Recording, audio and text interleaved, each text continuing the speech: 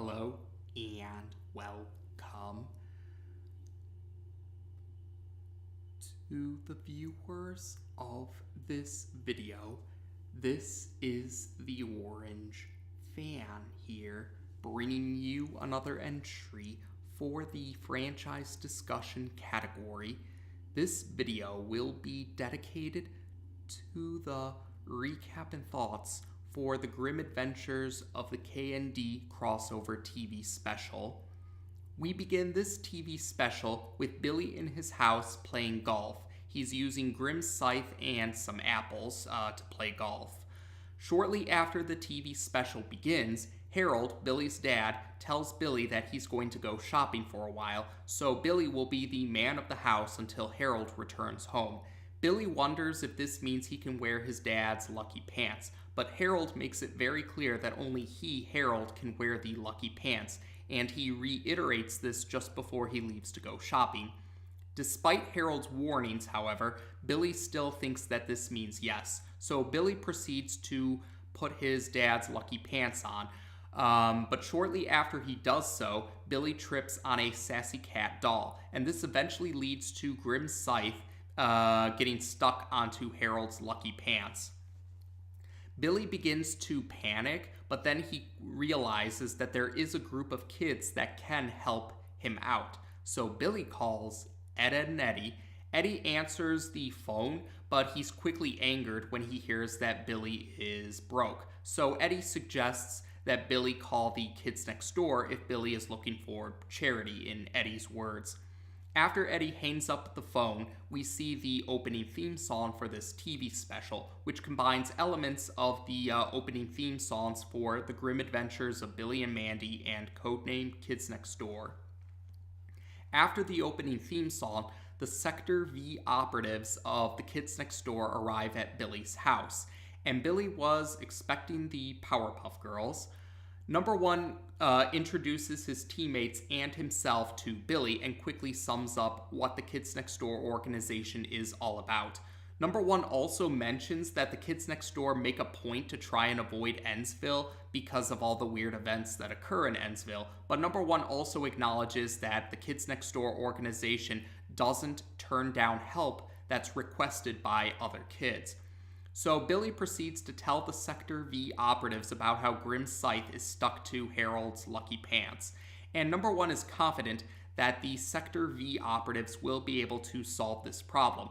But they quickly find out that not only is Grimm's scythe stuck to Harold's lucky pants, but Harold's lucky pants are stuck to Billy. They can't pull the lucky pants off of Billy. Number two suggests that they take Billy to the Kids Next Door Deep Sea Lab treehouse, figuring that the scientists there could come up with a way to remove the lucky pants from Billy. But Billy is concerned about the possibility of Harold returning home early, or the possibility that the trip to and from the Deep Sea Lab will take long enough that Harold will return home at the expected time. But number one has a plan for this. So the next scene shows that number one is wearing a disguise to impersonate Billy. The idea is the four other Sector V operatives will take Billy to the Deep Sea Lab while number one stays at Billy's house and impersonate Billy. That way, if Harold does return home early, or if the trip to and from the Deep Sea Lab takes long enough that Harold returns home at the expected time, number one can be there to impersonate Billy so that Harold won't realize that Billy is gone. And number one says he will also prevent Harold from looking in the closet so that Harold won't know that the lucky pants have gone missing. Number one also assures Billy that he won't tell anyone where Billy or the lucky pants are, even if he, number one, is tortured. Shortly after the four other Sector V operatives and Billy leave, someone rings the doorbell of Billy's house. So number one tries to imitate Billy's voice and speech patterns, and he answers the door. He and us, the viewers, find out that Mandy is at the door, and Mandy does not fall for number one's disguise. Number one tries to keep the charade going, though, and Mandy becomes more impatient. Mandy demands to know who number one is and where Billy is, or else she will resort to extreme methods. Number 1 responds that he'd like to see Mandy try. So the next scene shows the 4 other Sector V operatives and Billy are in a 2x4 technology vehicle on their way to the Deep Sea lab. But Billy is running around the vehicle, causing all sorts of trouble.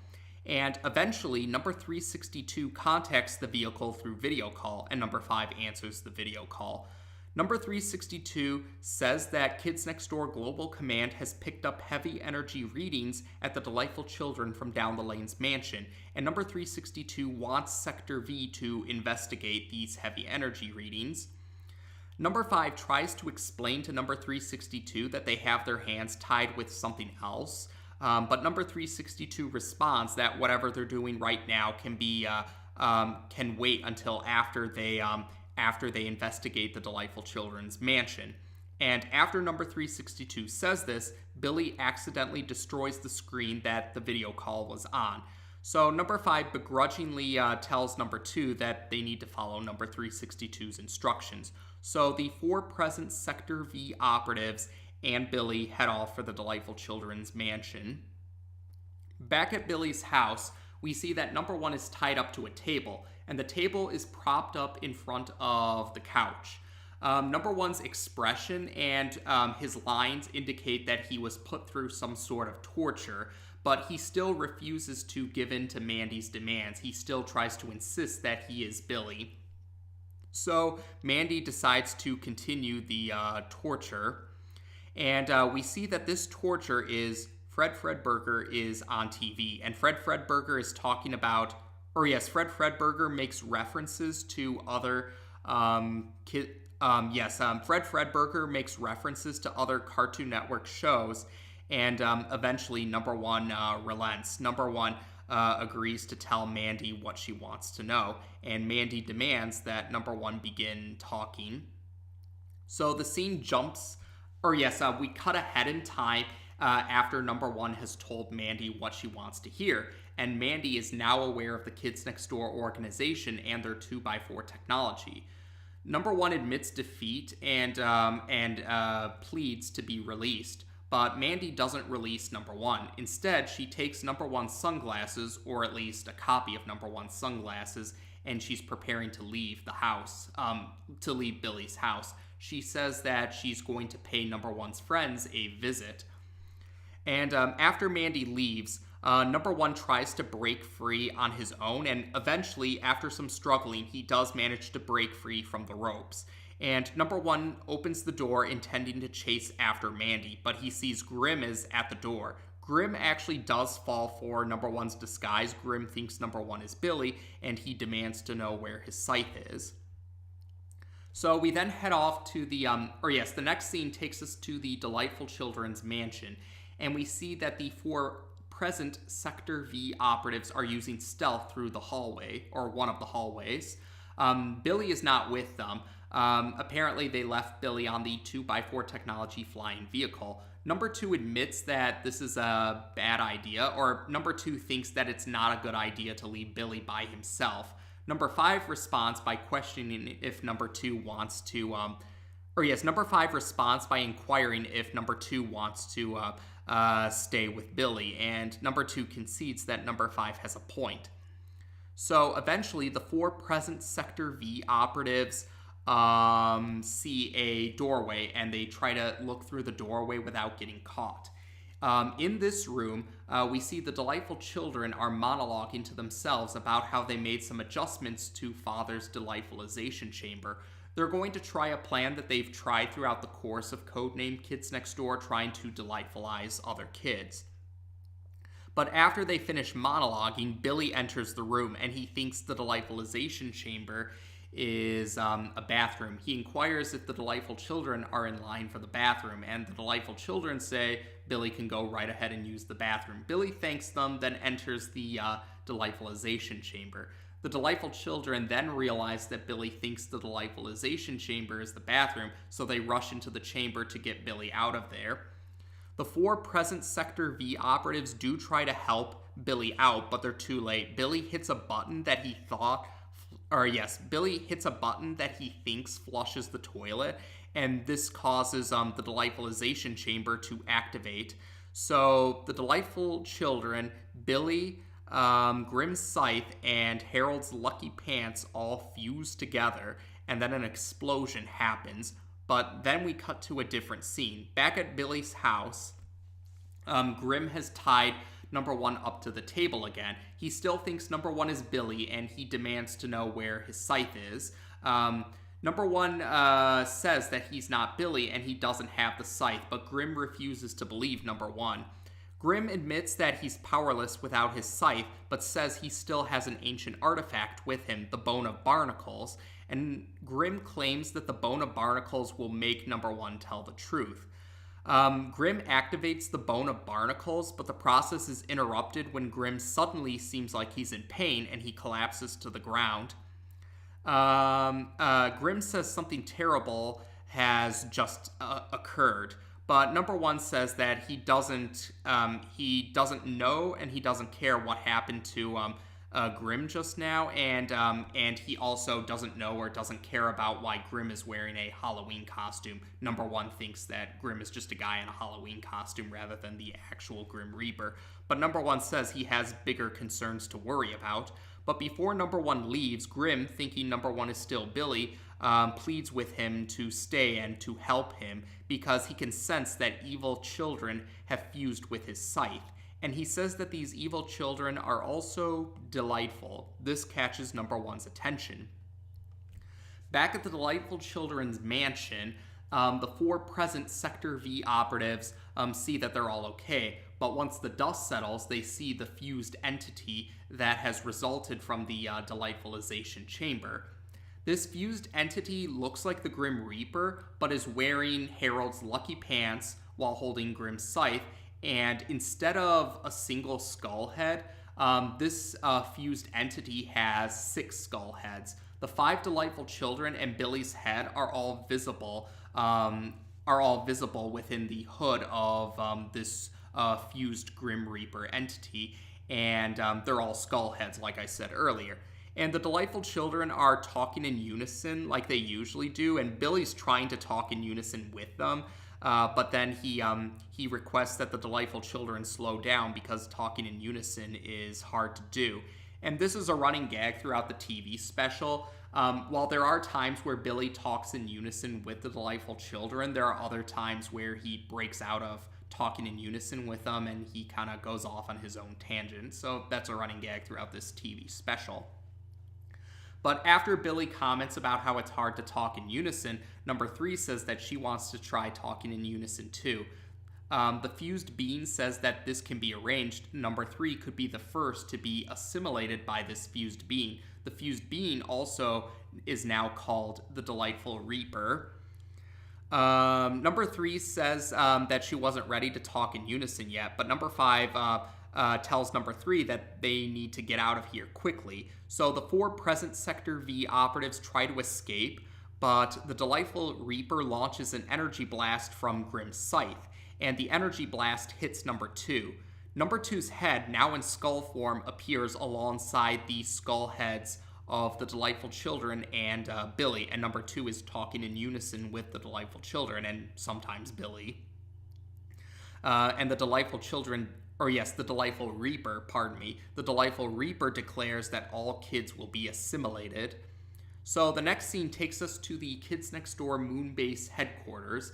Number 3, number 4, and number 5 have rushed to where number 362 is, and they try to tell number 362 that about what happened at the Delightful Children's Mansion and how number 2 has been captured.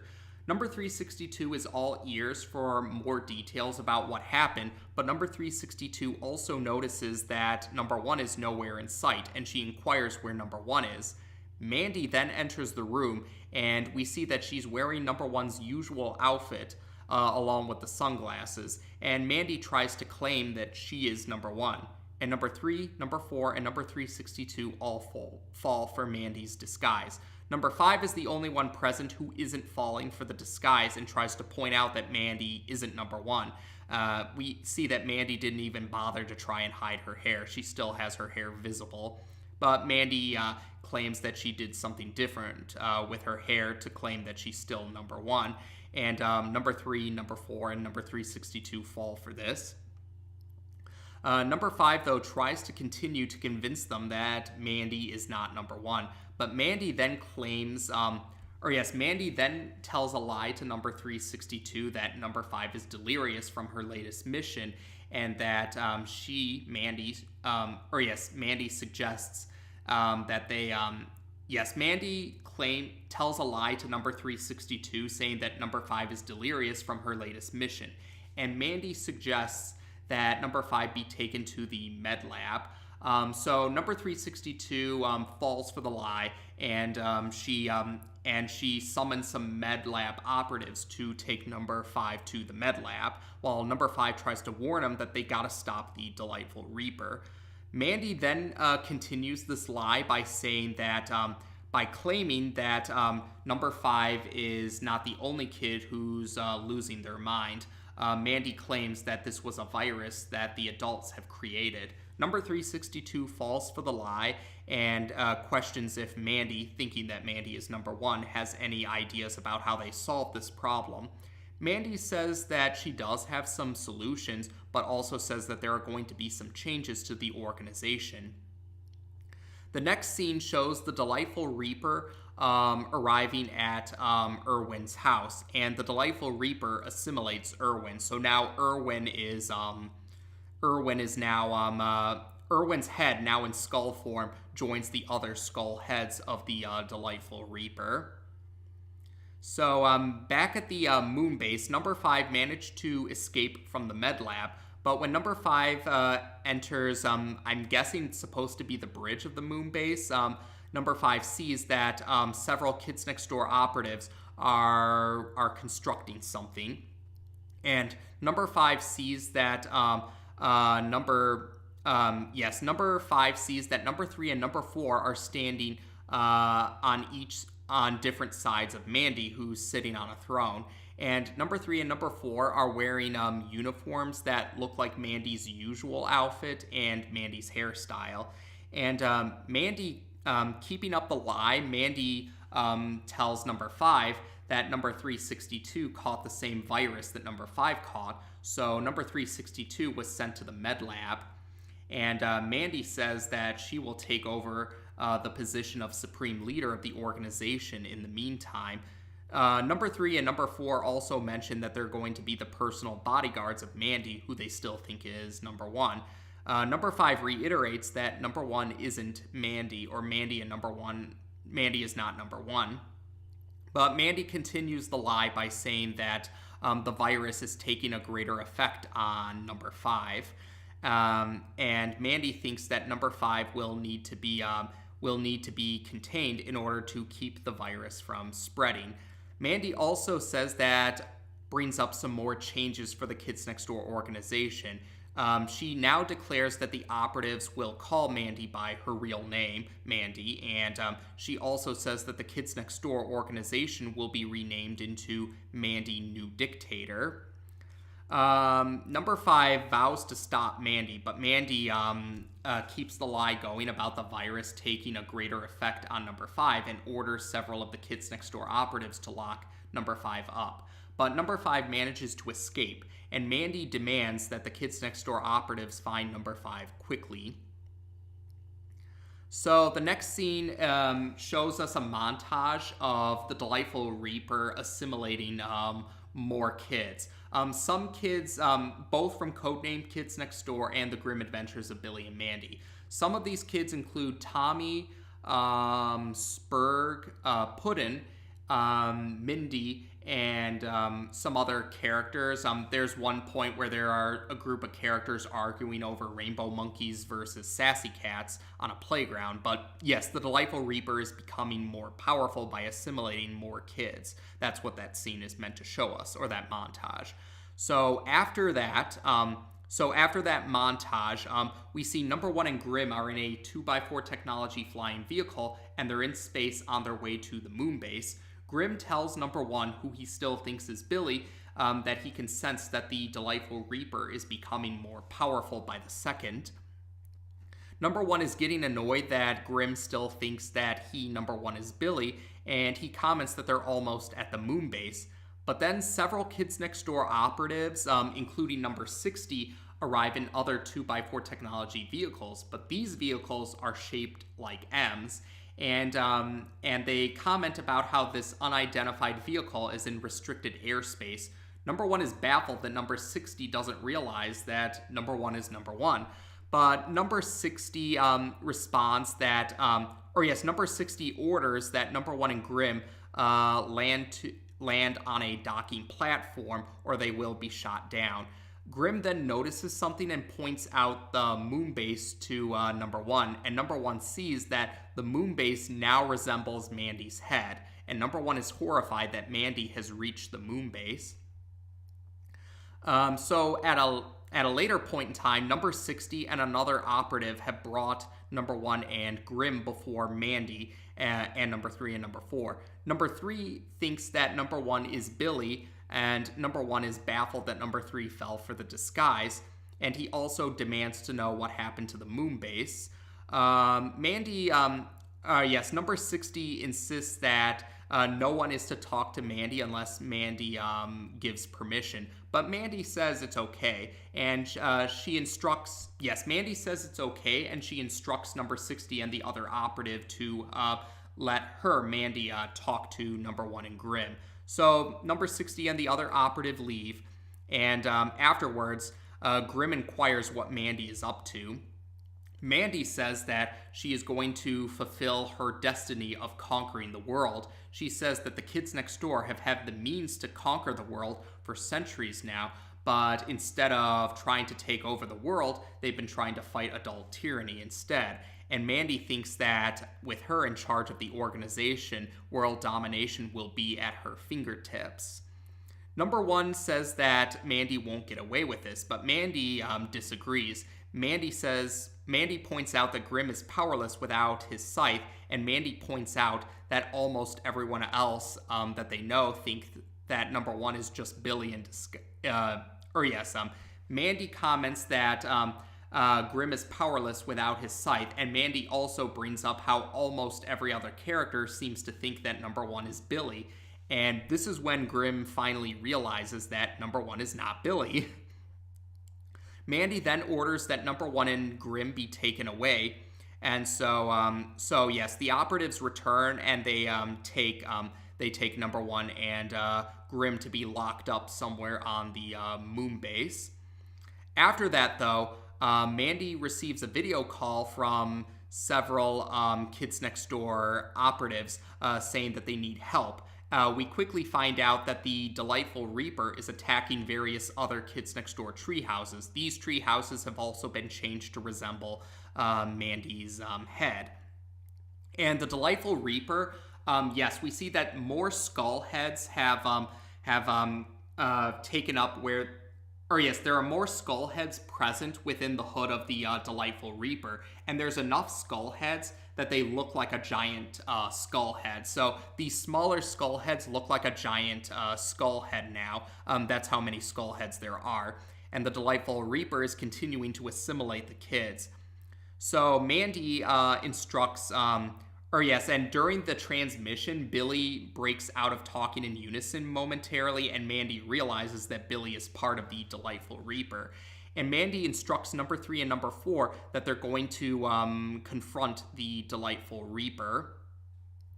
So Mandy, number 3, and number 4 are heading down to Earth, and number 1 sees this from a window. Number 1 and Grimm are locked up in a cell right now, and number 1 grumbles about how this Sunday turned out to be pretty bad with the way things have unraveled right now. And number 1 still thinks that Grimm is just a guy in a Halloween costume. Grimm reveals he's the actual Grim Reaper, and he has powers that number 1 couldn't possibly imagine.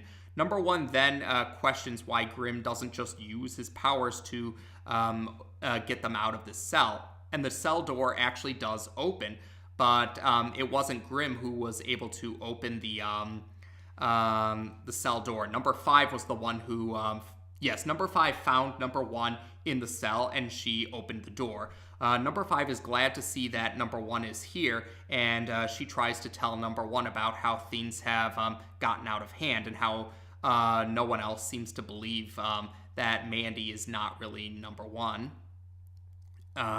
And number 5 is also surprised to see Grim. Number 5 questions if the prisoners are not fed around here. Number 1, though, says that they shouldn't pay Grim any mind. They have to stop Mandy. But Grim urges number 1 that Grim, can help them out. Number 1 questions why Grim would want to help them. Grim responds that he's tired of so many people taking his scythe all the time, and he says that the bone of barnacles could give them the combined, or yes, if they work together and use the bone of barnacles, they can fight both the Delightful Reaper and Mandy, and Grim says it's a win-win situation for the both of them.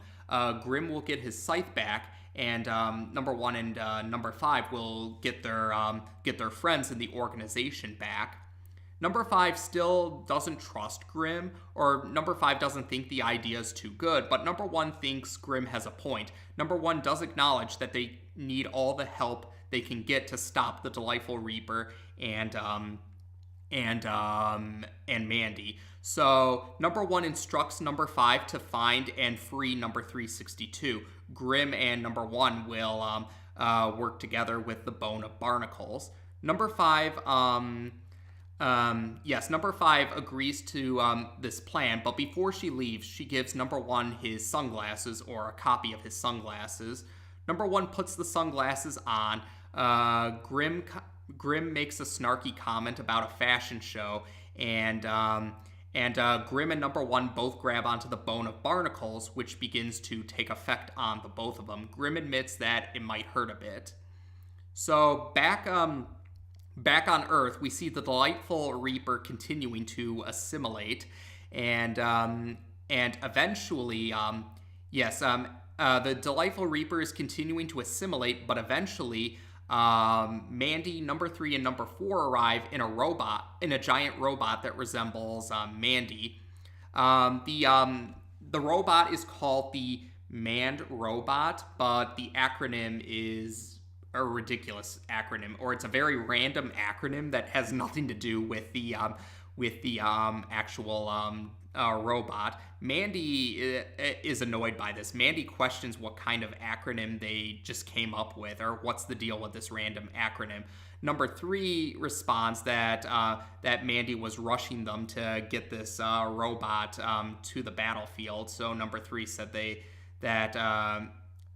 number 3 says that she just had to come up with whatever acronym because she was being rushed, and she's not happy about being rushed by Mandy. Billy breaks out of talking in unison with the Delightful Reaper to question what Mandy's up to. Mandy responds that Billy and the Delightful Reaper in general is in the way of Mandy's plans to conquer the world, so she's going to take the Delightful Reaper down. Billy then talks in unison, or Billy joins in talking in unison with the rest of the Delightful Reaper now, and the fight begins. The fight begins, and the Mandy robot launches mustard towards the Delightful Reaper, and Mandy is baffled by this. She questions where the lasers are. And then we find out that the lasers are being used at the Deep Sea lab, or at least one of the labs. Yes, at one of the Kids Next Door labs, we see that the lasers Mandy wanted are at this laboratory being used by some of the Kids Next Door scientists. But despite this, the Mandy robot and the Delightful Reaper continue to try and fight each other. But eventually, number 1 and Grim join the battlefield. Number 1 is now wearing an armor. Yes, number 1 is now wearing armor made out of bones, and he's piloting a giant skeleton armor. So he's wearing skeleton armor, and he's piloting giant skeleton armor. The armor is holding a sword, and Grim's head is the shield. So yes, Grim Grim comments about how he wants his scythe back. Number one says he's here to rescue the kids next door, and Billy breaks out of talking in unison to talk about some random pancake breakfast. So the Delightful Reaper proceeds to fight the combined effort of Number one and Grim.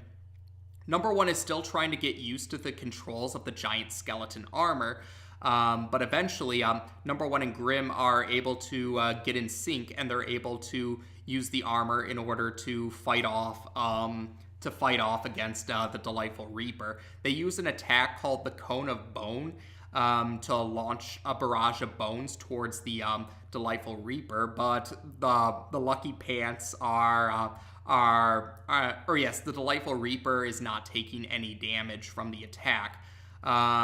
Number one is baffled by this, but Grim realizes that those are Harold's lucky pants, and so he then we see a flashback where Grim is sitting on the couch with Harold, and Harold is wearing his lucky pants in this flashback, and Harold tells Grim that these are his lucky pants. He wore them the night he got engaged to his wife Gladys. And Grim questions if that's why he considers them to be lucky. Harold clarifies, nope, they're lucky because they're immune to mustard, lasers, and supernatural energy. So, Number one and Grim realize that they need to, Number one and Grim realize that the Lucky Pants are what's making the Delightful Reaper so powerful, so they need to get rid of the Lucky Pants in order to defeat the Delightful Reaper. But the Delightful Reaper is able to attack Number one and Grim, and Number one and Grim are on the defensive. They can't get a chance to attack the Delightful Reaper. The Mandy robot, though, appears behind the Delightful Reaper, and Grim comments that Mandy needs to pants the Delightful Reaper so that they can defeat the Delightful Reaper. But Mandy says she has another idea, and she gets the Delightful Reaper's attention. But Mandy doesn't try to fight back. She lets the Delightful Reaper assimilate herself, which means Number 3 and Number 4 have also been assimilated by the Delightful Reaper. So yes, Number 3, Number 4, and Mandy's heads in skull form now appear among the other skull heads. And the giant skull head made up from these smaller skull heads now has been changed to look like Mandy's face. The giant skull head now is a giant skull version of Mandy's face instead of Grim's face like earlier.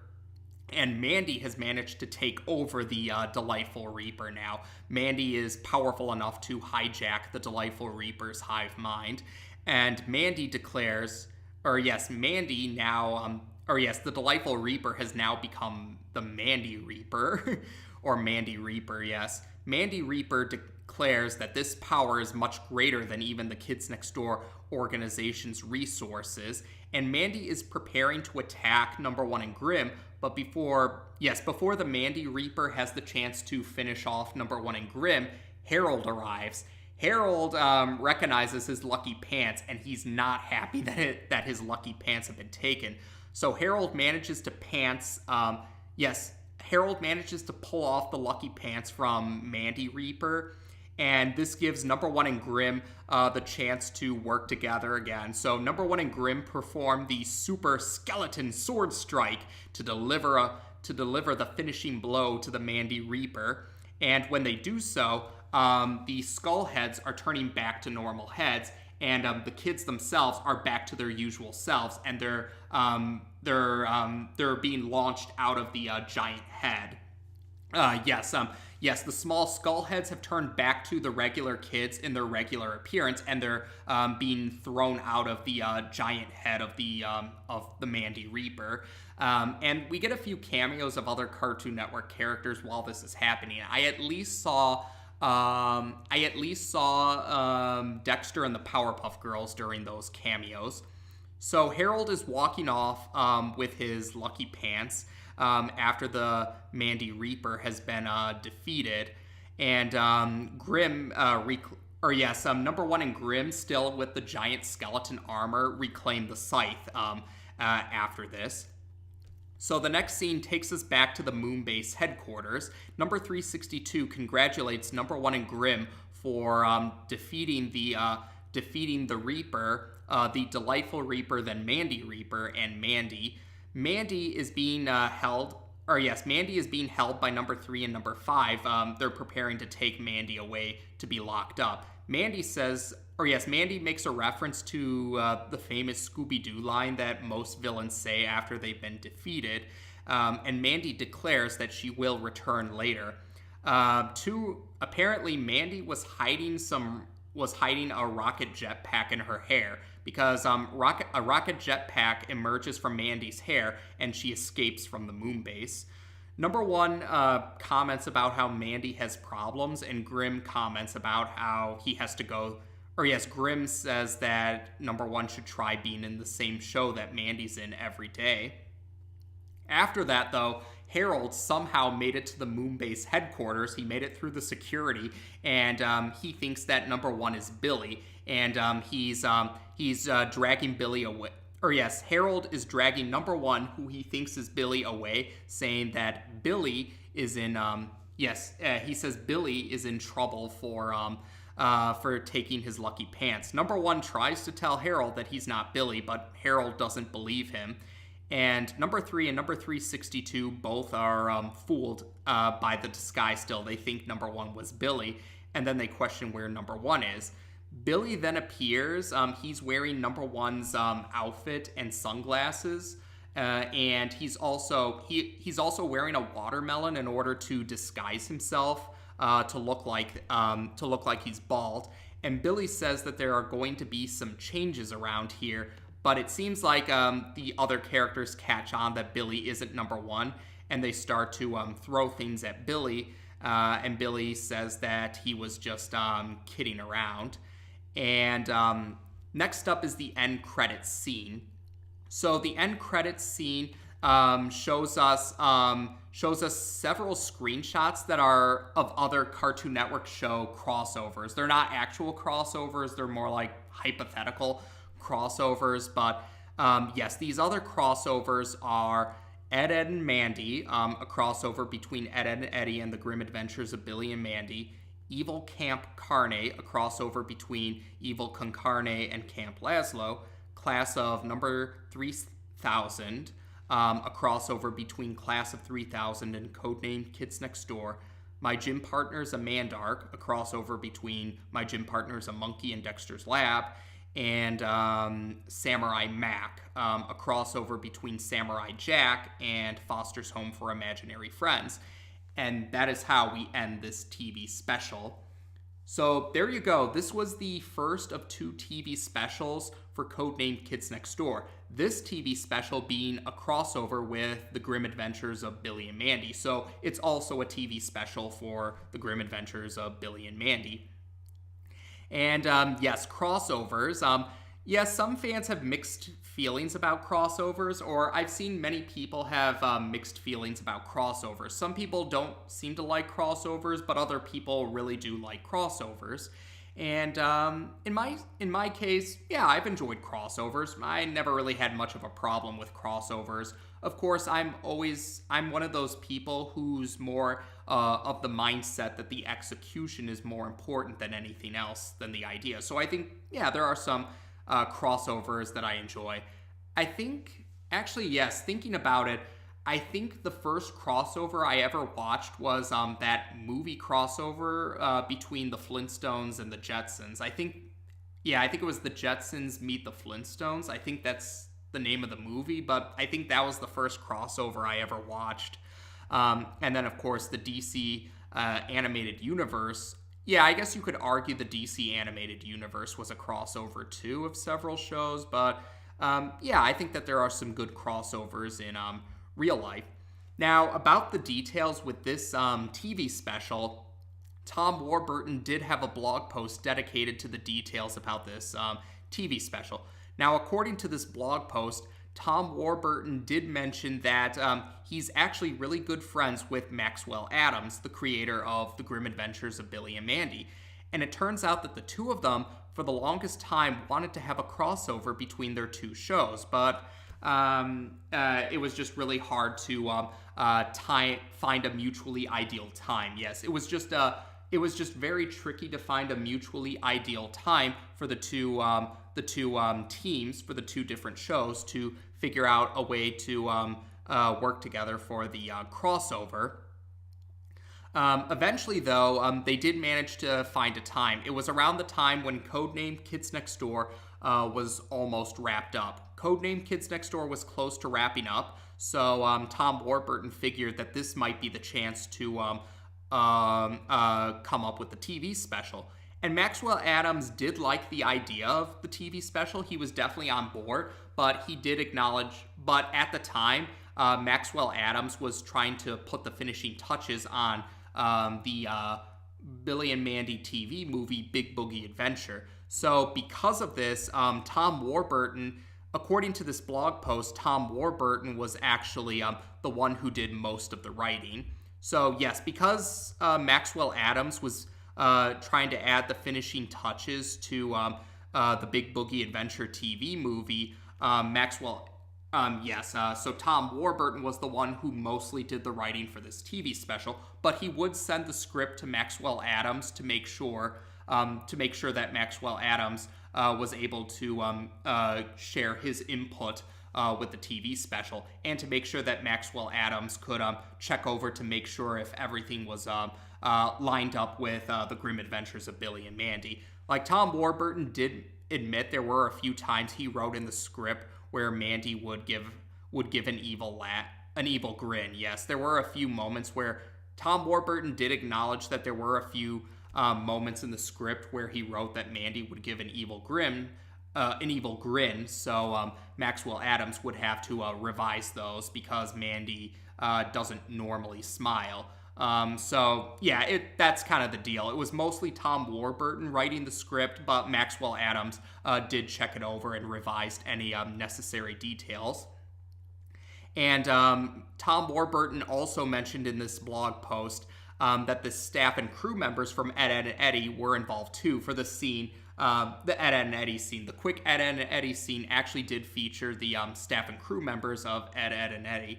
And Tom Warburton is glad that the staff and crew for Ed, Edd and Eddy were willing to share their input for the TV special too. So there was definitely a team effort going on for this TV special, which makes sense for a crossover. And for the torture scene for number 1 with Fred Fredberger, according to the same blog post, Tom Warburton mentioned that the original plan was to have number 1 be tortured by watching sheep in the big city, but the executives didn't want to go through with that. They thought that it would offend Mo Willems. Mo Willems was involved with sheep in the big city, by the way. So that's why they thought that that kids at the time wouldn't get the reference to sheep in the big city. But Tom Warburton made a point to tell them that he actually ran the idea by Mo Willems ahead of time to make sure he was okay with it, and Mo was okay with it. Mo actually thought it was pretty funny.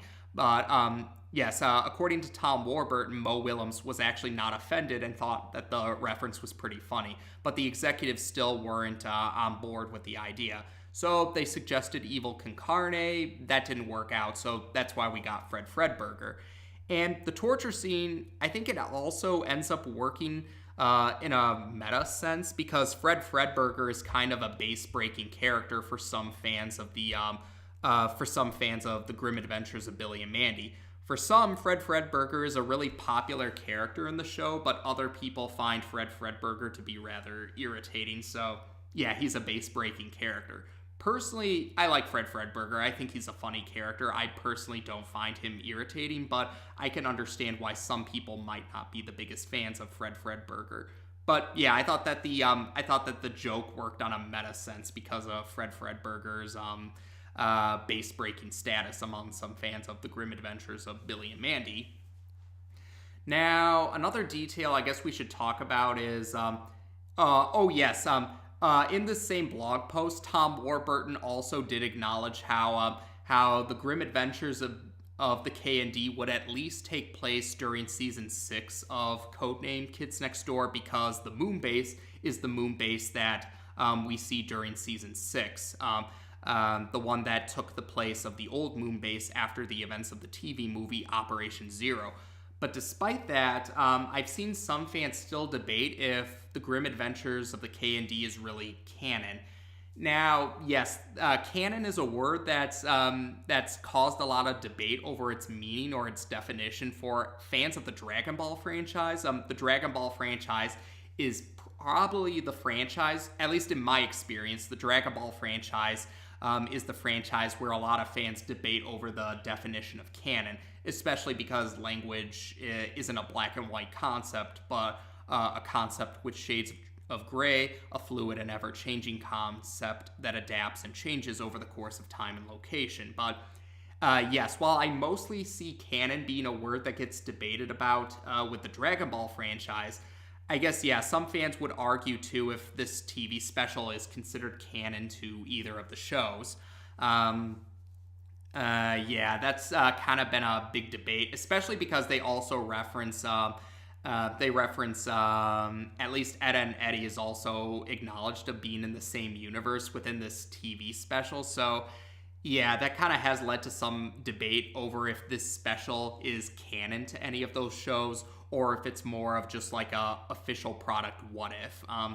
Yeah, there has been some debate about that, so I just thought I'd bring that up, especially because yeah, I can understand people's confusion why the shows probably wouldn't normally be in the same universe.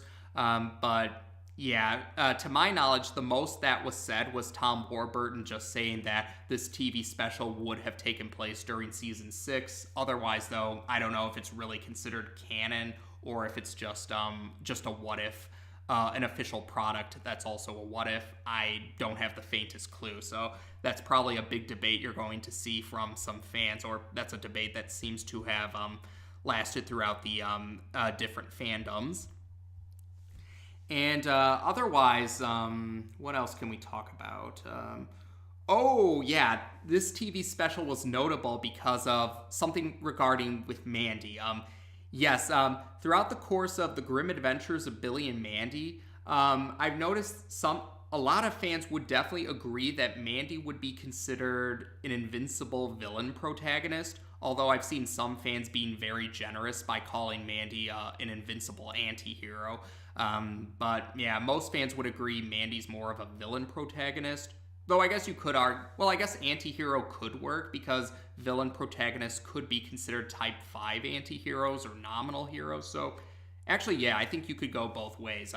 You could say Mandy is an invincible villain protagonist or an invincible anti-hero in the sense that Mandy usually never gets a clear defeat. Mandy usually always wins.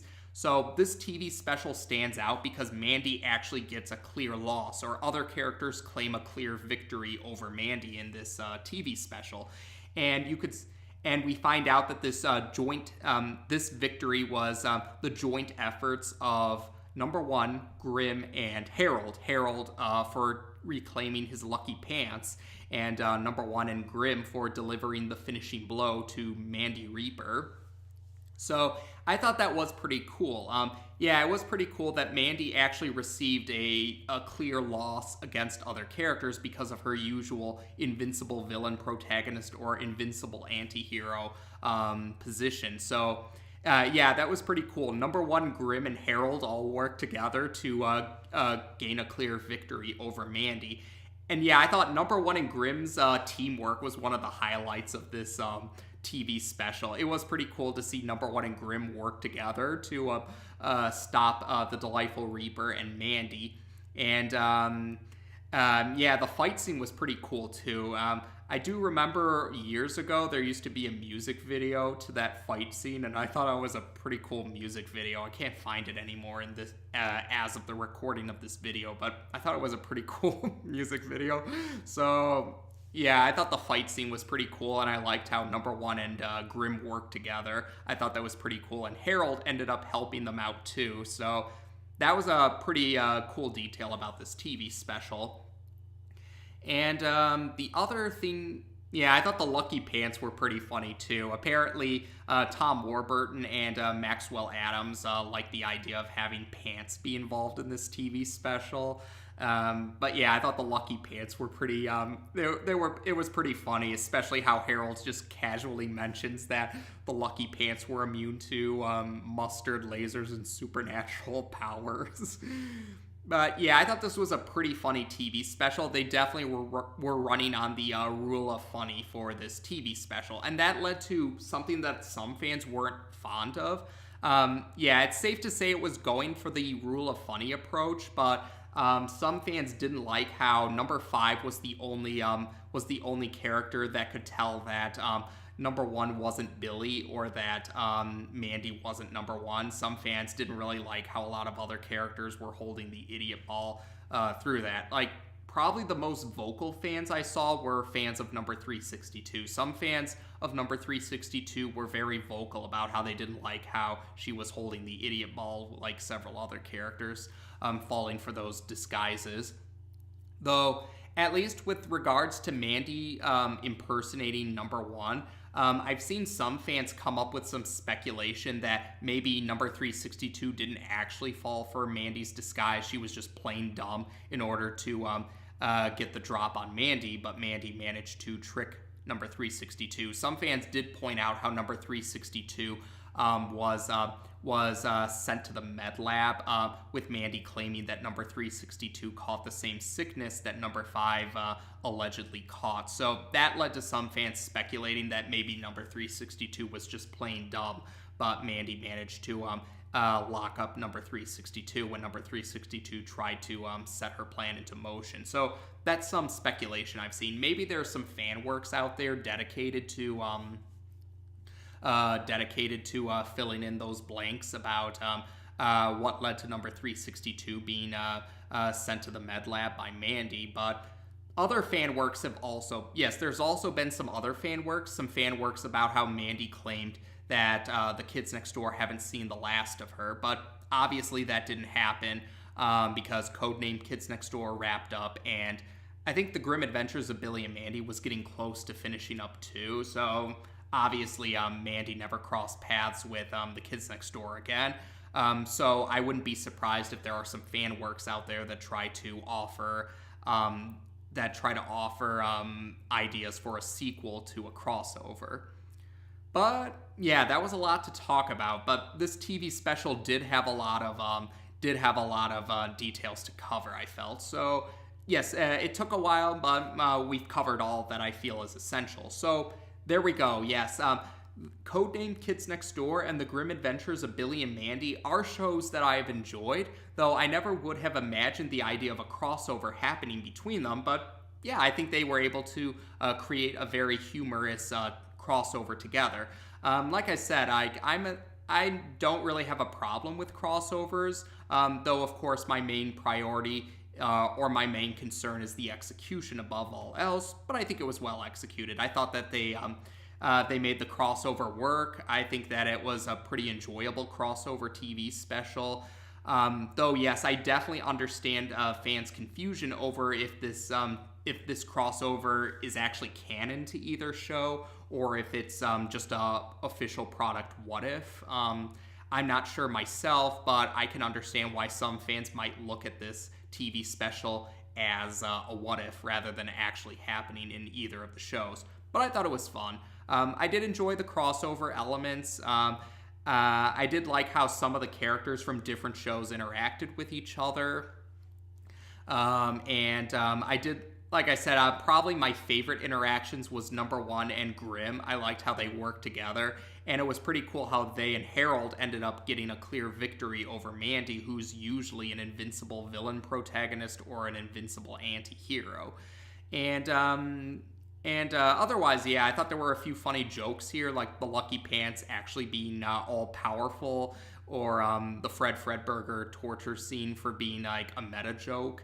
Yeah, I did like some of the other jokes too, like the Ed and Eddie scene that appeared, and I did like the end credits scene showing the different crossover, the different what-if crossovers. It would have been cool to kind of see those crossovers in action, I think. But yeah, I would say that's about it. So with the crossover TV special covered, with regards to Codename Kids Next Door, that means there's one more TV special left, the series finale. So that will be the next entry of Codename Kids Next Door that will be discussed on the channel. But for now, yes, there was a lot to talk about, but we've talked about it for this crossover. So as of this video, we've now discussed the Grim Adventures of the KND crossover TV special on this channel. Take care, and until next time.